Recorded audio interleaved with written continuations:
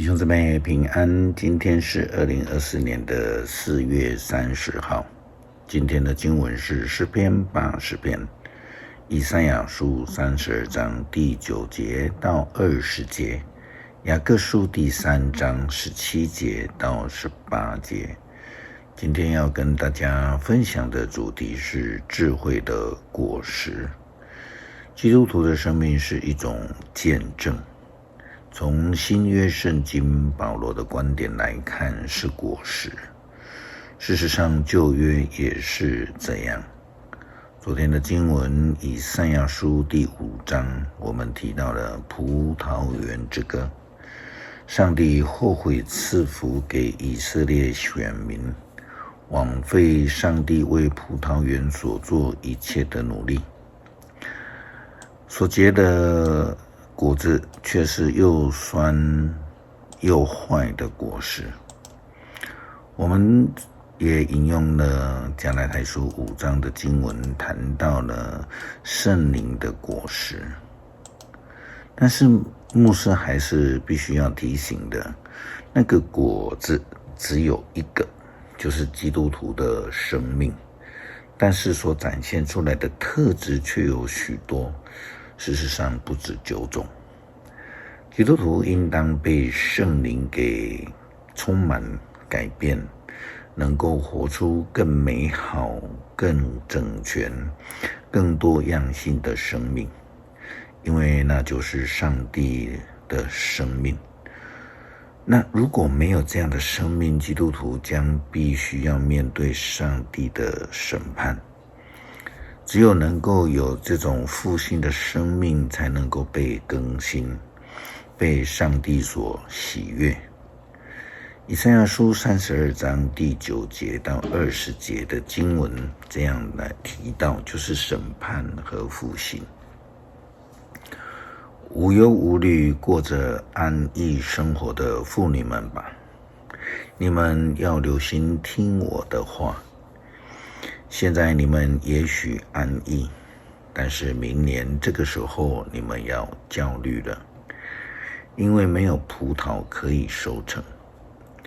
你们一向无忧无虑过着安逸的生活，现在要恐慌了。你们要脱下衣服，用破布束腰。你们要捶胸哀伤，因为肥沃的农场和果实都要毁灭了。在我指明的土地上，将长满荆棘和蒺藜。你们要为从前欢乐的家庭和繁荣的城市哀哭，王宫将要荒废，热闹的城市人烟绝迹，要塞和堡垒永成为野兽和洞穴。野兽的洞穴，野牛要在那里戏耍，羊群要在那里吃草。但是上帝要再一次的差遣他的灵来到我们当中，荒芜的土地将要变成肥田，肥田要成为茂林，处处有正义，有公道，因为人人行为正直，他们将要永远安居乐业。上帝子民的家稳妥安全，无忧无虑。但是冰雹将降在林中，曾被拆毁。那在水边耕种，可以放心让牛和驴在草场上吃草的人，是多么的有福啊！牧师刚刚提到了，我们基督徒的生命是一个，但是所结出的果实却需要有多面向的，并且不只有9种。今天的新约经文雅各书第3章17节到18节提到了不同的特质。圣经说，但是从那上面来的智慧有几样特征。第一个是纯洁，其次是和平、谦和、友善，充满着仁慈，能够结出丰富的善果，没有偏私，没有虚伪，一切正义的果子都是从播种和平的人为和平努力所撒的种子产生出来的。这是从智慧所结出的果子，而智慧所指的就是上帝，因为圣经告诉我们，敬畏耶和华是智慧的开端。智慧的果实就是上帝生命的果实，是属于基督生命的展现，活出美好生命的见证，这是我们基督徒的目标。诗篇80篇，为复国祷告。以色列的牧者啊，你领约瑟的后代如领羊群一样，求你垂听我们。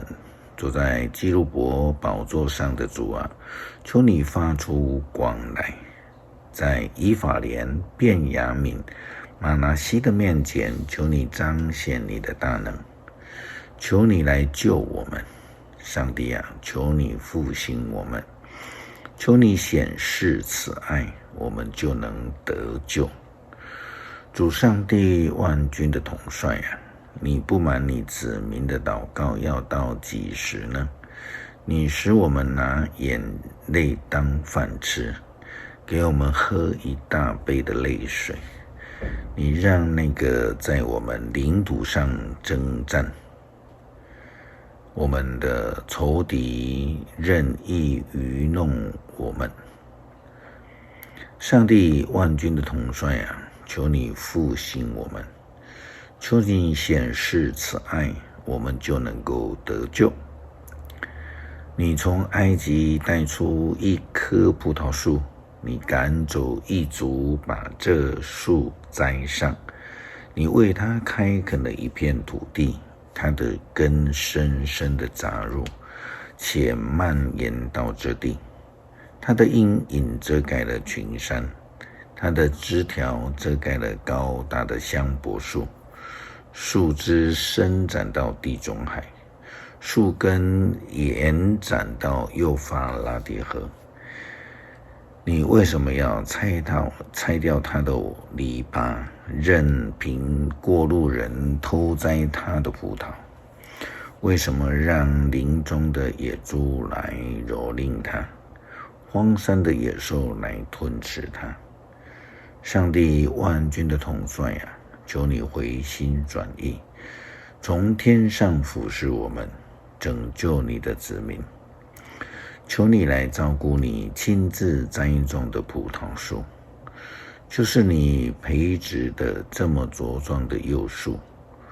我们的仇敌砍下这树，把它焚烧了。求你向他们发怒，消灭他们。求你庇护你建立的国家，保护你为自己所拣选的子民。我们绝对不会再背离你。你让我们存活，我们就颂赞你。主上帝万军的统帅啊，求你复兴我们，求你显示慈爱，我们就能够得救。恳求上帝栽培我们，赐给我们属灵的营养，使我们在生命上得以有丰盛、有甜美、多元、智慧的果实，来见证主名。感谢祷告，奉主耶稣基督圣名求，阿们。